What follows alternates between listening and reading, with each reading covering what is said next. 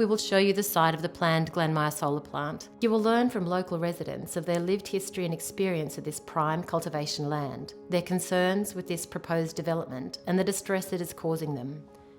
You will learn of our key objections to the planned solar plant development as we highlight the fallacies promoted by the proponent of the development, Elgin Energy Proprietary Limited, and the glaring faults in the New South Wales Planning Authority's planning process that disadvantages communities and leaves valuable cultivation land unprotected across the state. There is so much at stake here, and it is vital that this planned solar plant be stopped. This is not an issue of Glanmire versus climate change and Greens. Our hands are in this earth. We must protect prime cultivation land. We must protect farmland, farmers, communities, and livelihoods. That block of land in particular has been cropped every year, including the drought. And including in that drought, that block of land still produced fat lambs. Maybe not as many, but it still did. Ground from here right through, across from the Western Highway there, it's all the same. It's beautiful land. Too good to be putting it on the land like that. As you can see on the New South Wales Government's seed land use map of 2017, the majority of the Glanmire property is clearly identified at the time as used for cropping. Cultivation is what the actual land looks like as at May this year under crop.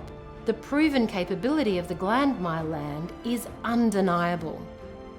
My husband and I have been farming here for over 60 years. We are primarily fat lamb producers, but over the years, Morris grew a huge variety of crops. He'd grown wheat, oats, barley, lucerne, and one year won the Western District's wheat competition. Canola in it the year before last. It has winter wheat in it, I presume. This year, the year before the canola, it had oats. It's a cycle that the people that are looking after at the present and grazing and cropping it, they stripped canola off it. One of the best crops you've ever seen. Indeed, for many years now, this site has demonstrated a capacity to annually produce in excess of 560 tonne of grain, enough to produce 670,000 packets of pasta. This level of production corresponds well with the quantities harvested by neighbours. I think everyone's looking at renewable energy, and I don't have a problem with that. What I have a real concern, I think all Australians should have a concern, is we're talking about prime agricultural land. Not just grazing land, this is actually cropping land. Now with the solar panels, for example, when they go up across the area that we're talking about, well, you can no longer graze it with cattle, but more importantly, you can't crop it. So its use as prime agricultural land is finished. And that's a real concern for me, because we need to look at our food security. I don't think people on the other side of the mountains really believe or can see where their food comes from. It starts as grass, becomes their Uncle Toby's oats, and then with that of an evening it becomes the dinner roast.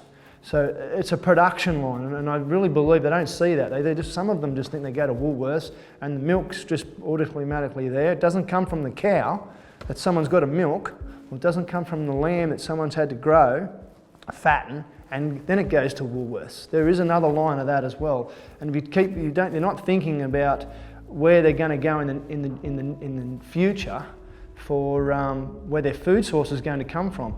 The proponent has about 2 years in order to prepare an environmental statement.